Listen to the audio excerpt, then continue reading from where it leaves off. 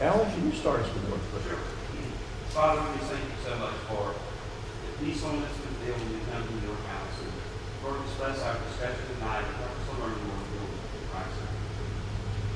So, have you ever been hungry, and so you get a TV dinner or frozen dinner out of the refrigerator, and you put it in the microwave? It says it takes 5 minutes, and you put in 5 minutes. And have you ever just sat there and watched it? That is the longest 5 minutes of your life, isn't it? To watch it, it just counts down, and it just seems like it's going slow motion, right? Or have you ever tried to boil water and wait for the pot of water to boil? How long does that take? Watch pot never boils, right? It just seems like it takes forever for it to boil, and you're like, come on, I'm ready for my spaghetti, and I need to put it in. So I want you to think about that. In the same sense, have you ever looked at God and wondered, why aren't you doing something about this? Or why aren't you doing something about that? You ever been there? I think we're living in one of those times right now. I think we're all wondering, God, when are you going to do something about this virus? When's it going to end? And so we're kind of in one of those stages where we're watching, just like we watch the microwave, or just like when we try to watch water boil and go, okay, come on, God, we're ready for it to happen. Yeah, let's just skip that. Just go straight to the second coming. Let's just bring the rapture on, right? But here's the thing: God will do things in His timing, and His timing will always be right, and His timing will always be perfect. Just as it takes the right temperature for water to boil, God sent His Son into the world at just the right time. Not too early, not too late, just the right time. So in our study of Galatians, we've discovered that this group of Judaizers had gotten involved into the church in the Galatians churches. And they were teaching that you were saved by the law, you were saved by doing good, you were saved by being religious, you were saved by doing the best that you can. And you know what? Every person should strive to be good. Every person should strive to be, at church when they can, and every Christian should be striving to do their best. But the things that we want to emphasize, and the things that Paul is emphasizing, is that's not what saves us. We cannot save ourselves by our own energy, by our own work, by our own effort. That will never justify us. So, how then can a man be saved, justified, and made acceptable to God? That's what we've been looking at as we've studied the book of Galatians. And I told you that this was the first book that Paul wrote dealing with theology. And so he's really dealing, and he's looking at several different ways of how to explain to these churches in Galatians that we are saved by faith, not by works. That we're justified by our faith. So, first thing I want us to notice, and today we're going to look at God's timing.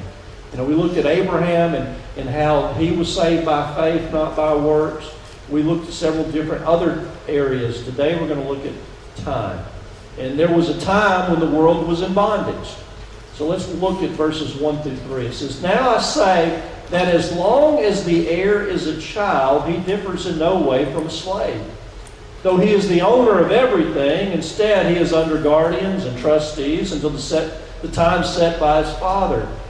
In the same way, we also, when we were children, were in slavery under the elements of the world." How many of you like studying history? Y'all know I love history. I got an undergraduate degree in history. I love history. I love studying history. And in history class, or even reading the Bible, especially in the Old Testament, how many times do we read about a young child that has inherited the throne?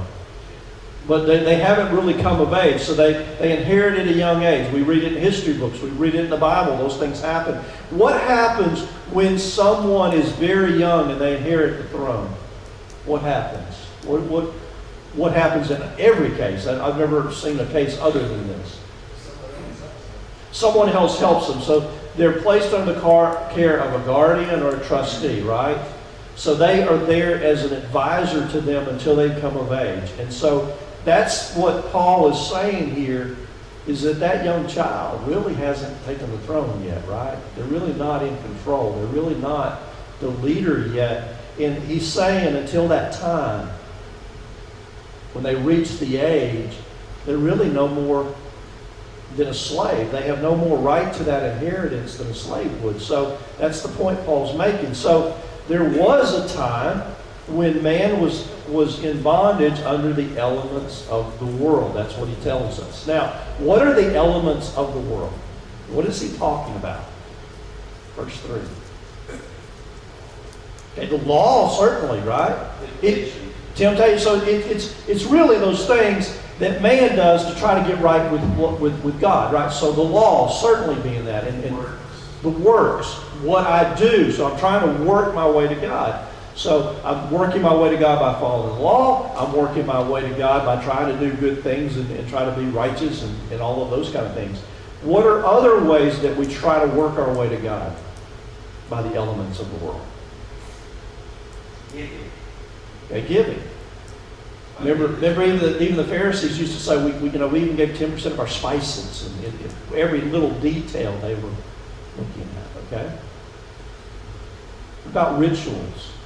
Keeping ceremonies, church ordinances, astrology, science, philosophy, religion. All of those things are man-made elements that people try to keep and try to follow. We're talking a big talk. Yeah.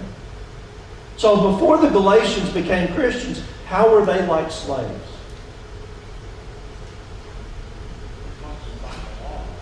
Okay, they functioned by the laws. I mean, they didn't know the laws because they were Gentiles, right? For the most part. So how were they like slaves? They were worshiping other gods. They had no rights to the inheritance, like you said. Okay. Yeah, had no right to the inheritance because they were not a child of God. So what ways do man attempt to approach God? How do we attempt to approach God? Try to mark God. Okay. You do this and I'll. Okay. And if you do this, I'll never do that again. You ever made that promise? Yeah, 100 times. Sometimes it's the same promise 100 times, isn't it? God, I hate to bring this up again, but I did that thing that I promised I want to do again, and I'm serious this time. I'm serious. If you just get me through this one more time, then I promise never do that again, right? And we laugh at it because we know we're all guilty of it, right? We've been there. When the world was ready to come to age, what did God do? When they were ready to come, He sent His Son into the world and released man from the law. We're no longer slaves, but we are sons. Right. What? We're free. So how often have you heard someone in the church say, "We've never done it that way before"? I heard that probably in more deacon meetings than I ever cared to hear over the years. Do people tend to be creatures of habit?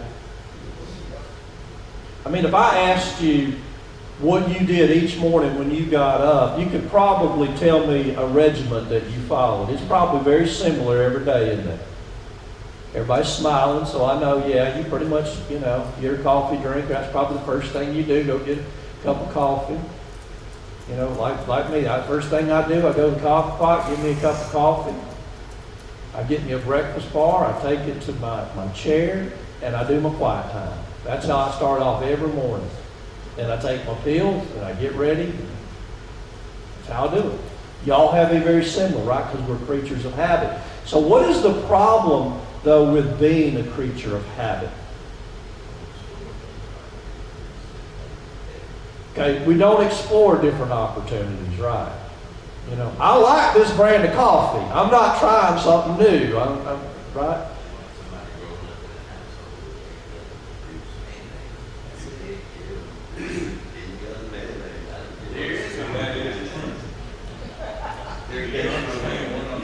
And they're not going to eat Miracle Whip, right? Duke mayonnaise, right? Eater's not going to eat Miracle Whip, are they? They become very, so think about it. We become slaves or bondage to it, don't we? That's the way we've always done it. And think about it in terms of a church. We've always done it that way.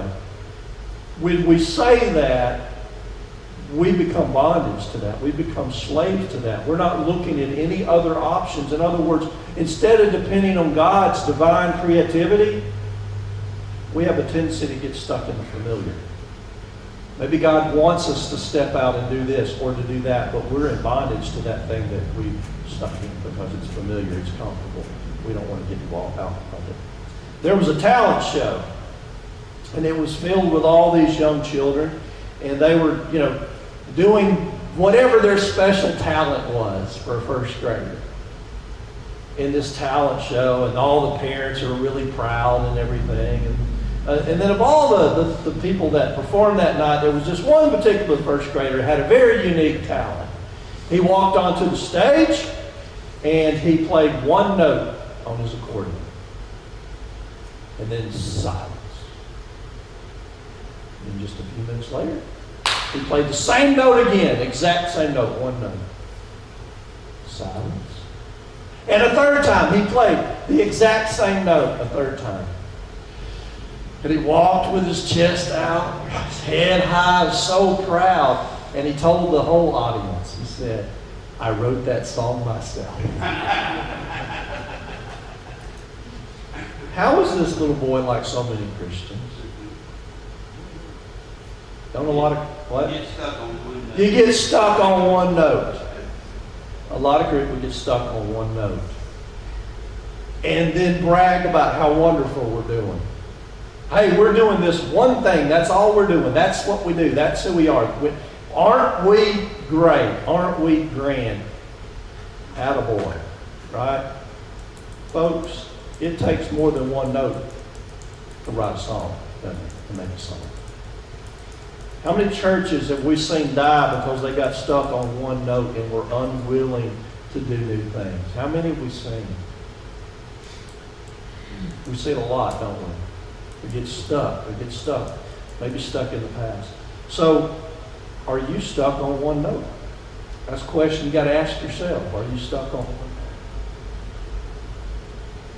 note? Willing to get involved in other things. I don't know why we're not. I'm sorry, it's me. Then number two, there was a fullness of time when God delivered the world. It says, starting verse 4, when the time came to completion, God sent His Son, born of a woman, born under the law, to redeem those under the law, so that we might receive adoption as sons. And because you are sons, God sent the Spirit of His Son into our hearts, saying, Abba, Father.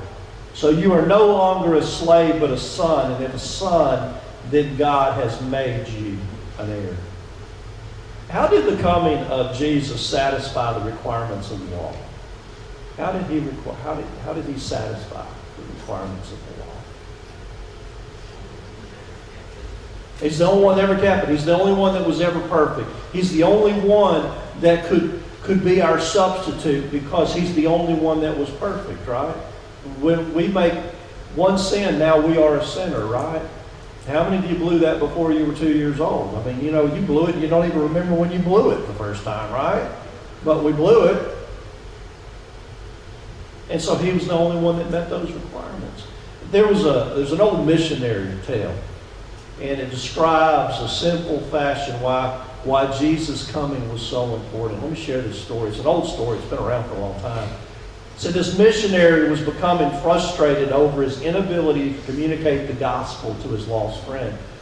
There was a very real mental and spiritual block. And one day while walking in a field, they came upon an anthill. And the missionary and his friend were struck by how hard these ants were working. As they were observing this wonder of nature, they suddenly looked to see an anteater lumbering towards them. Well, this looks like the end of this anthill, remarked the missionary in a casual tone. Sorry that their study of this anthill was coming to a close, he said. I wish I could warn them about the anteater. That's it, said the missionary. My friend, God saw man's ants who were working as hard as they knew how to, but sin was killing them. The only way to warn them was to become one of them. Then they would understand and take action to save them. You understand what's happening in that story? He's trying to figure out, how do I reach my friend? How do I explain to him why Jesus came? And he's looking at this anthill, and he's watching these ants, and he's watching how hard they work and how busy they are. And an anteater's coming, and he knows what the anteater's going to do. The anteater's coming to eat the ants, to kill the ants, and he's like, that's it. God saw how hard man was trying to work, to be good, to reach him, but their sin was killing them.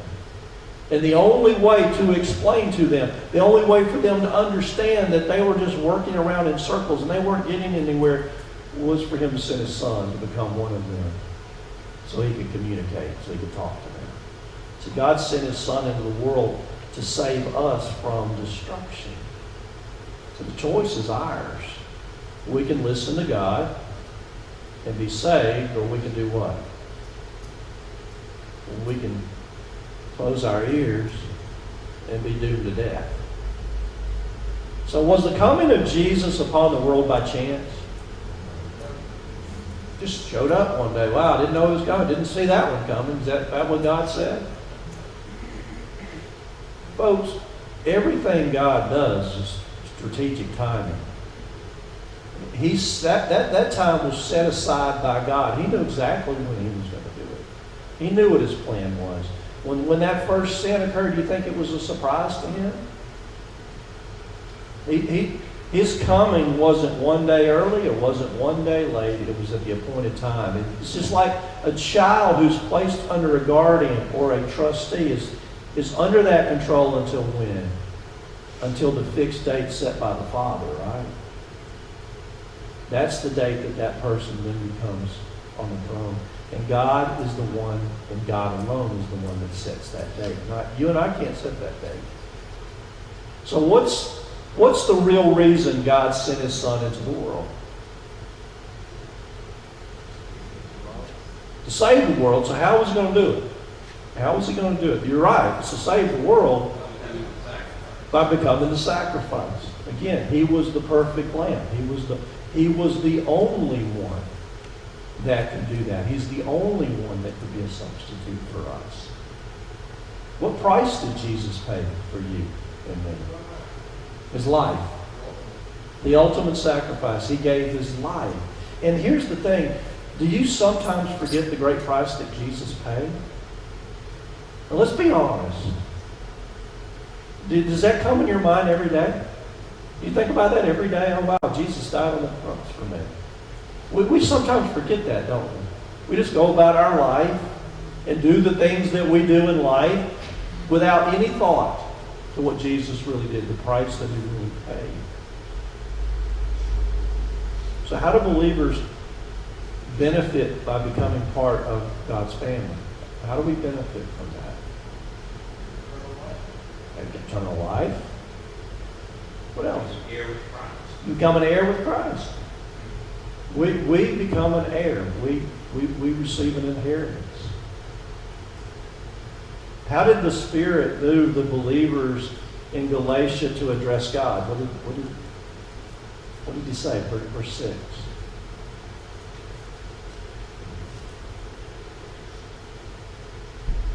Because you are sons, God sent the Spirit of his sons into our hearts, crying, Abba, Father.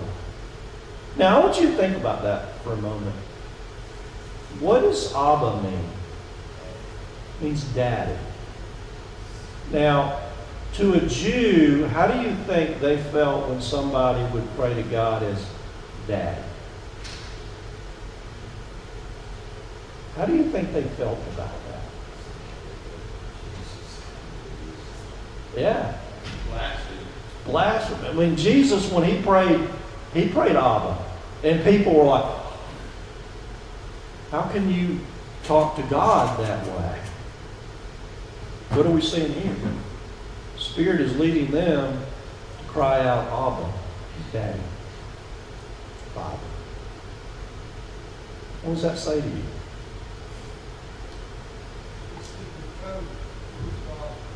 Do what? That was a secret code to his father. Shows some intimacy, you know? Isn't it very intimate when you call your father daddy? Doesn't that imply a very strong relationship? An intimate relationship with someone? A family relationship? I've got a good example of that. Okay. When my student came from Spain that year, and we had gone somewhere, and he said that he had gotten a letter from his dad. And he used the word in Spanish, papá. And I said, ¿cómo está tu papá? He looked at me and he said, papá. And I realized I had said, how is your daddy? And I should have used the word padre, which is the formal word. I couldn't call his dad daddy, he wasn't my daddy. And so it was a perfect example of stepping over the line using something that I could not use. So if God is not our Father, we can't call him daddy, right? That's the point you're... Right. Think about that. We can't call someone that's not our Father daddy. And conversely, you can call somebody and it is your actual father. Yeah. Aren't we all? That's what he's getting at. You're right, that's what he's getting at. Since the Galatians are no longer slaves, what have they become? Become sons. And we might say children, because sons is the male form. That's not what we're talking about here. We become sons and daughters. We become children of God. We become heirs. It's exactly right, Rich. So, what did God do to prepare the world for the coming of his Son? How did he prepare for them? There were thousands of years he prepared. He prophesied, okay? It was written in the Bible. Okay, we had the forerunner who prepared, but he provided the law, didn't he? He's like, here's the law, and that law was there, and this is probably what y'all talked about last week, was the fact that here's the law, and the law shows you that you're sinners.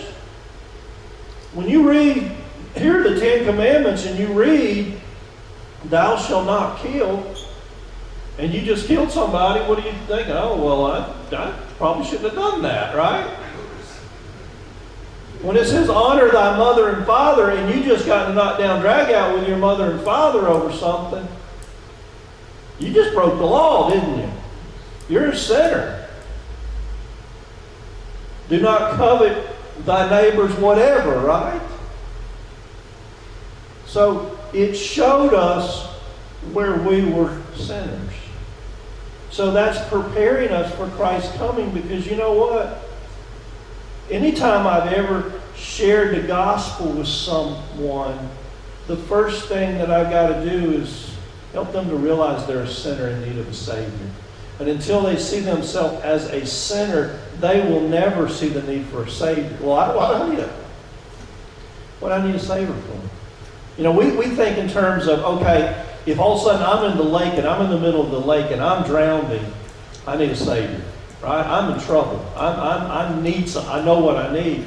But if you do not realize you're a sinner, because if you walk up to somebody that does not know Christ at all, you walk up to them and go, "Are you a sinner?"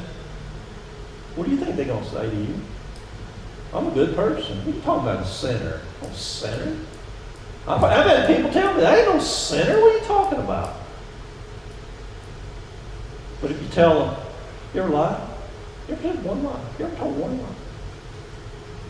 You ever back talked to your mom or daddy? Just one time. You ever done that? My daddy only did it once. Can y'all relate? You're a sinner, right? So we've all sinned. We've all, maybe some more than others, but we've all sinned, and it only takes one sin to be a sinner. So you know what? If you've only had one sin, or you've had 10 billion sins, we're all in the same boat.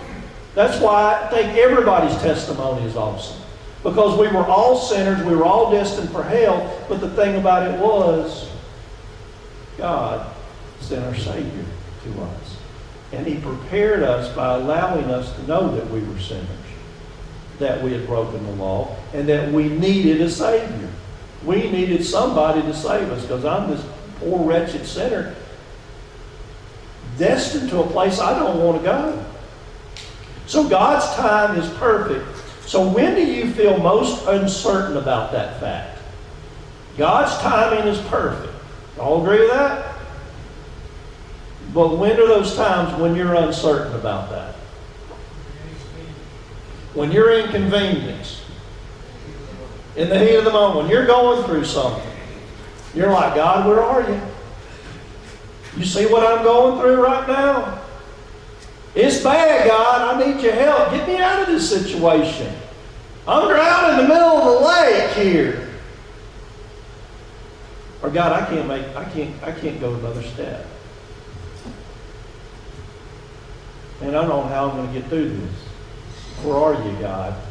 And we start wondering about His timing, don't we? How many of you ever been there? You wonder, wow, God, what's your timing? I think sometimes we expect Him to do what we don't ask Him to do. We just expect He's going to do it because, hey, one of your children, I expect you to do this. I'm sick. Would you heal me? I'm ready to move on with my life. What about the end times? As we talk about the end times. It seems like a lot more people want to talk about the end times again right now. With all the virus going on, and how many people have you had conversations with, I think we're living in the end times. And so there's that uncertainty. Well, okay, you said a while ago, I'm ready for Jesus to come back, right? I'm ready to be raptured up, taken to heaven, right? We would all say, we're ready to go. Anybody here not ready to go? Ready to go. And so in those times of uncertainty, we'd rather just throw up our hands and go, okay, God, just take me up or come back. Let's go. Let's just forget all this nonsense down here. And we would all that know where we're going, we're ready. We're ready for that, right?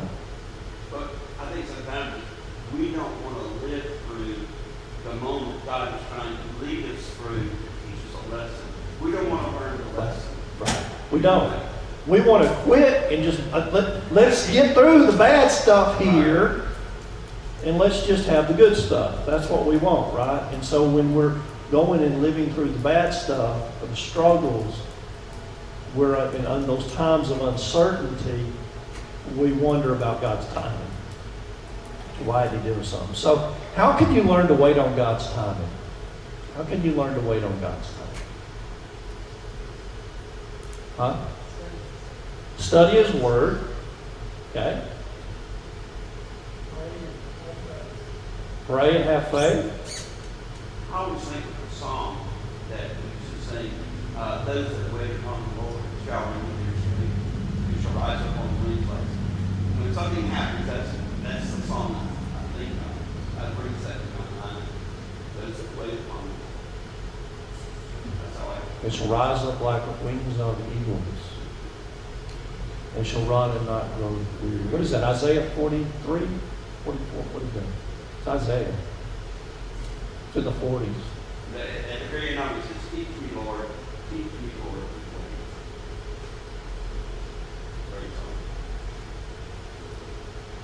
How do you learn to wait on God's timing? Recognize it in the past, and therefore expect it in the future. Okay, so, hey, remember those times in the past where God got you through that. It's a great way to remember. Wow, you got me through this time, God, and you got me through this time, and you got me through this time, and you got me through this time. Why would I doubt that you're going to get me through this time? Yeah, that's a promise. And He made that same promise several times in the Scripture. Those same exact words, right? Now, what did Alan say a while ago about when we're living through some of those things? God wants to teach us something sometimes. But we're not good students. We're not good students, but isn't that something when we're going through a struggle?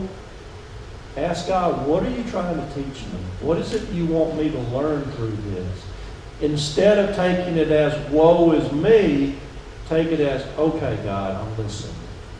What do you want me to learn? What are you trying to teach me that I'm not going to learn any other way? Because think about your life. When did you grow the most in your faith? The difficult times. So without the difficult times and the testing times, when life is just pretty stagnant, remember the first question I asked was a while ago, do you think about Jesus and the price that he paid? No, when things are going good, you know what, we're just living our life. You know, wow, things are good and we're just in our little world. But man, when things go bad, we focus on God, don't we? We turn to him at that time. We're now in an environment where we are opening to hearing what God has to say. We're in an environment ready to listen, ready to learn. And that's what we need to take those instead of going, woe me, what do you want to teach me? So what does it mean to go from slave to child of God? What does it mean? Emotion. Yeah. What else? Having nothing to having everything. Yeah, from nothing to everything. Yeah. What else? What does it mean to go from slave to child of God? What does a slave have?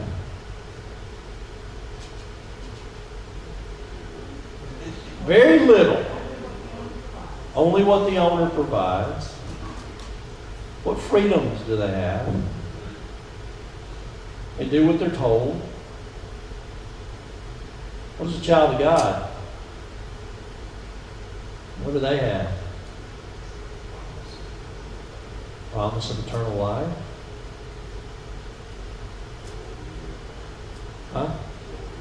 Joy in our heart? And you know what the difference between joy and happiness is, right? Happiness depends on our circumstances. Joy, we can have joy no matter what our circumstances are. Okay. What else does a child of God have? Close relationship with Daddy. With Daddy. We have that type of relationship. So there's something that no one can take away. No one can take it away from you. Yeah, nobody can take that away from you. They can put you anywhere.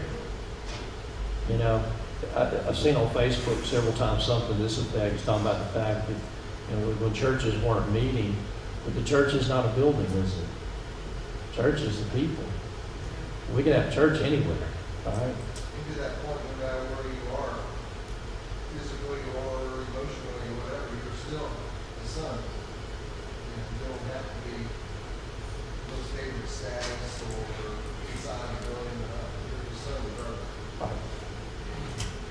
And doesn't that mean something in a family? You're a son or you're a slave.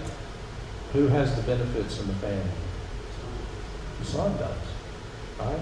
The son has favor. The son has access to the resources of the father. The slave doesn't.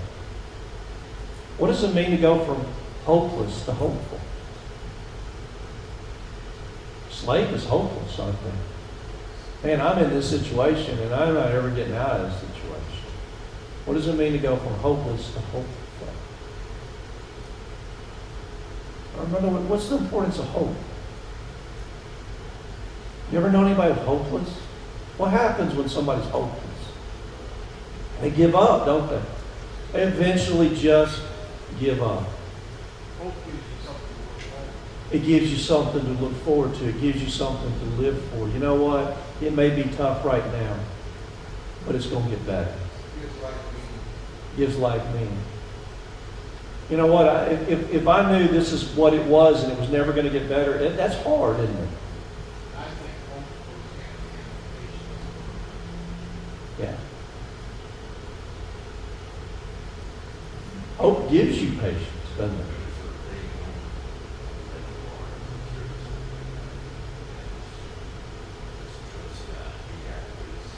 Trust God, He's got this. Yeah.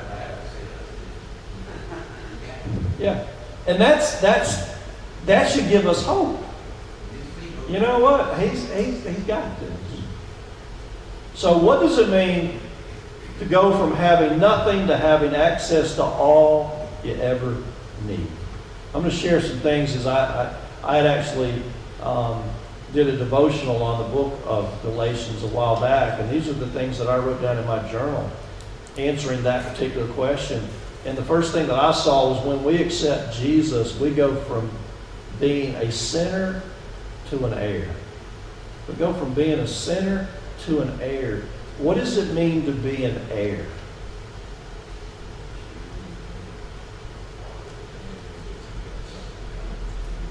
Okay, you're a part of the family and you got something coming at the end. Very good, Dennis.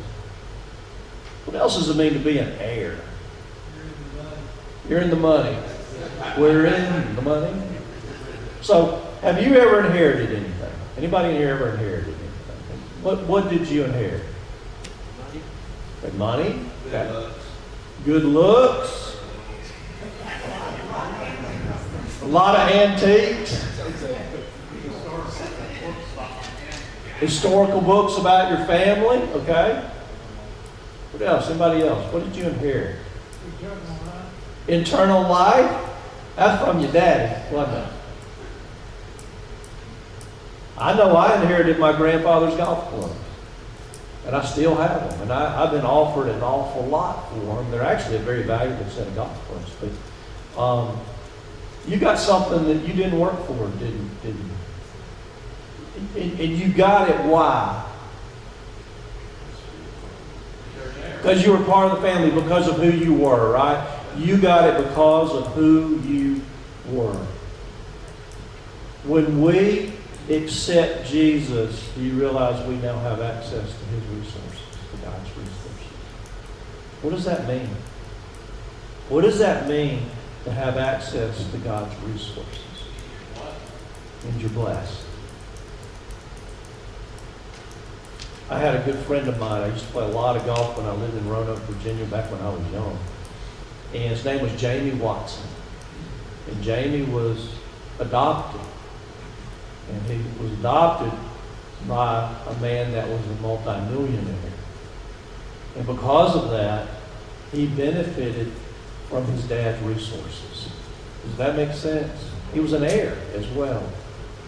The second thing that I had in my journal was being a child of God changes our view of our circumstances. You ever worried about paying bills? Anybody been there? You ever had more month than money? We've all been there, right? I don't know too many people that haven't been there. I'm middle class America, we run into that. You ever worried about buying groceries? You ever been there? Yeah, I remember a time when Kathy and I both lost our jobs the same day. And we had just had a baby, just bought a house. We just dumped every bit of our life savings in a down payment of a house. And the only credit card I had was an American Express card, which I used to buy diapers. And I had a Texaco card, and I'll never forget her and I going to the Texaco and buying a jar of strawberry jam and a loaf of bread, and we went home and we made toast, and we thought we were kings and queens because we had something to eat. That's buying groceries. That's all we could afford. Didn't have any cash to go to a grocery store to buy. All we had was a Texaco card. They're very limited what you can buy. What about this? You ever worried about buying gas? You ever go to a gas station and go, okay, I got $5. I guess I'll put $2 worth of gas. You ever been there? You ever worried about clothes? When we have access to God, we no longer have to worry about our next meal or clothes. Why? He will provide. He's given us access to His resources. I want you to grasp that. He promises to take care of our basic needs, right? You don't believe me? Go read Matthew chapter 6. I think it's the greatest chapters in the Bible. Tells us we don't need the world. Seek ye first the kingdom of God and his righteousness, and all these things will be added to us. Do the birds worry? How many of you ever missed a meal? How many of you don't have clothes on right now? You know, God provides the basic. Now, He doesn't promise to give us more than that, but He promises to meet our basic needs. Have you ever not had your basic needs met? Anybody here never, after you accepted Christ, not had your basic needs met? I was in a church meeting one time, and there was a lady who was on this committee who was considered by people in that church to be the greatest warrior of faith that they knew. And we're talking about doing some things, and the one thing out of her mouth, we can't do that. We can't do that. We can't. And I thought, how did you get this name, a great lady of faith? Where's your faith right now? You know, in my opinion of her, went from highly respected to nothing. Because that was the thing she said over. Never, God will provide. God will never back off. We can't do that. If somebody came into our church and said, I have no clothes, what would happen? They would walk out with clothes, right? Somebody came into our church and said, I have no food, what would happen? They would have food. Right? Because we're all God's children. God may use us to provide, and we get to be a part of that blessing sometimes. Third thing that I saw was when we struggle, we get through it because God provides. You know, God will provide whether you're going through a divorce, whether you're in an abusive relationship, whether it's a reoccurring sin. You ever notice that almost all of us fight one particular sin? There are a lot of sins you probably would not do, but I bet you fight one. Or anything else, He provides. So how does it change the way you see your life to think of yourself as a son of a king? Let's just think about that for a moment. Let's pretend like you were a son or daughter of a king. What would that life be like? What would it look like? A luxury. You're living where? In a castle or a palace or a huge mansion, right? Okay. Yes. What else would it be like to be a son or a daughter of a king? You have servants to do everything. You have servants to do everything. Okay, what else? What do you eat? Bologna sandwiches? Huh? You eat whatever you want. If you want a bologna sandwich, you can have a bologna sandwich. You want a shrimp cocktail, you can have a shrimp cocktail, right? Or you lobster or steak or whatever, right? What else you think would be like? What kind of car do you drive? A Fiat? You drive a little Fiat? One of the little small ones? Huh? Oh, you'd have a chauffeur, okay. Unless you just had a Ferrari you wanted to drive around, right? Fast. A Lamborghini. I'll do it. Now, what else? What else would life would be like to be a son or a daughter of a king? You have no financial worries. No financial worries. Okay? Lots of land. Lots of land. All right, so what does it change the way when you see your life and you think of yourself as a son of a king? We don't see ourselves this way, do we? We still see ourselves as woe is me. I'm barely making it. I'm just hanging on sometimes. And we are the son or daughter of a king. Doesn't that change everything? We are the son and daughter of a king. We are spiritually rich. He provides us everything we need. Now, He does not provide us everything we want. Okay? Don't get mixed up there. He does not provide us everything. Because you know what? Sometimes our wants gets us in trouble. Sometimes what we want. When I was teaching last week in our work week, I taught about God has sovereign power and God has sovereign will. He has the power to do anything that he wants. But he also has a will of what he wants to see happen. And some things are not good for us. And that's not in his will. He does not want us to go down those paths. So here's the nugget that I see in this passage. We are no longer slaves, but a son, and if a son, then we're God's heirs.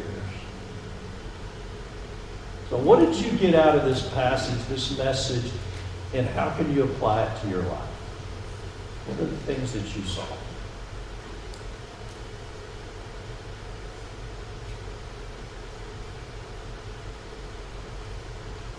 I think we should maybe think about the perspective of who I am.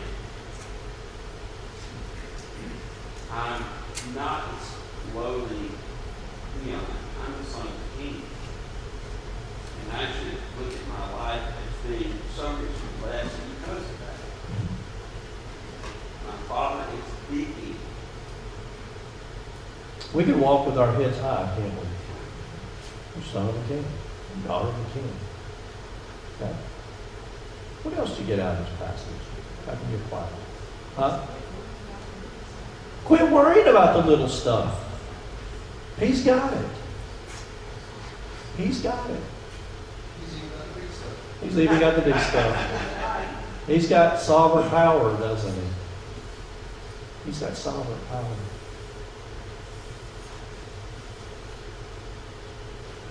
Shows us where we fit into God's plan. Yeah, it shows us where we fit into it. We may have a Christian brother or sister over here that's hungry. You know what? We're part of that. We can solve that. If God has given us the resources, he wants us to use it when? To help that. Remember the passage that says, when you have fed one that is hungry, when you have clothed one that is hungry, you have done that to me. If anybody ever goes hungry in this church, shame on us. Shame on us. Shame on us. And I love to do stuff for other people, whether it's an act of service or an act of giving or something. And I always like to say, God bless me so I can bless others. And it's a true joy to know that I'm able to do that through God. Right. And I've seen many people, and y'all know people that are extremely generous, right? We all know those folks. And have you ever noticed it's almost like a pipeline to them? Like a funnel. Those generous people, God just gives them, keeps blessing them and blessing them. Why? Because he knows it's coming in this one end of the funnel and it's going right back out. And every person that I've ever seen that's extremely generous, God keeps blessing them because he's using them to bless other people. Okay. Anybody else? What did you get out of this message?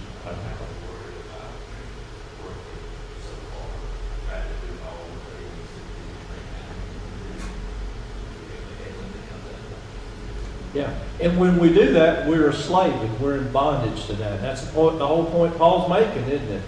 We have gotten this where we're slaves and we're bondage to this, to our habits, to our rituals, to the law. And Paul's saying we don't need to be that. We're not a slave. We're the son of a king.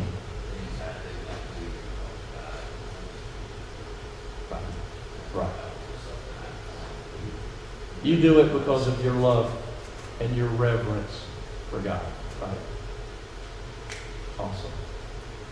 Tony. I come out of with what I'm reading right now. That's my father. And I read Jeremiah. His eyes stand to and fro throughout the whole earth. That's my father. You get He it off your face. And when we get our mind around that, he's our father, but he's also our daddy. He's someone we can have an intimate relationship with. Any one time he stands to and fro. Look, it's sovereign. You can talk about it's sovereign. I remember one time when I was a founding First Baptist, we had Mike Huckabee when he was running for president. He came in, of course, he's a former Baptist preacher. Y'all know that. And he didn't come in to give a political talk. He came in to preach. And I'll never forget, he was telling a story that when he was the governor of Arkansas, one of his daughter came to where his office was and walked through the guards and walked all the way to his office and opened the door and came into his office. And nobody stopped her. Why? Because she was the daughter of the governor. It was because of who she was. She had access to the governor. If I'd have tried to do that, what would have happened? That was her daddy, right? She had a relationship with him. And because of that relationship, she got to go through that door. He's our daddy. We have a relationship with him. We are his sons. We are his daughters. We are not slaves. We're not slaves. So what Paul's saying to us? Anybody else? What did you...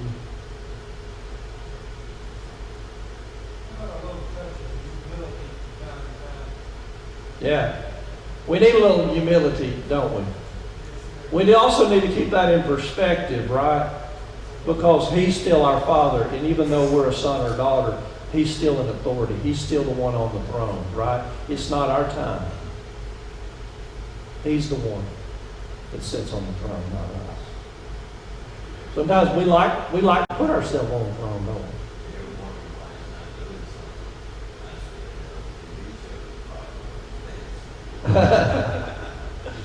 We're going back in time now, aren't we? I used to watch that show. I watched it in reruns. That's my story, and I'm sticking to it.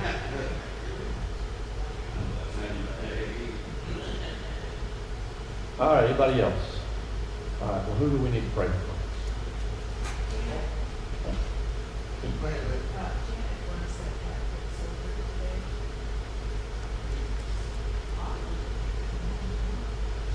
She had surgeries today. Okay. And I think Jackie Brown had surgery too. What I was going to say is, you said that the doctor's confident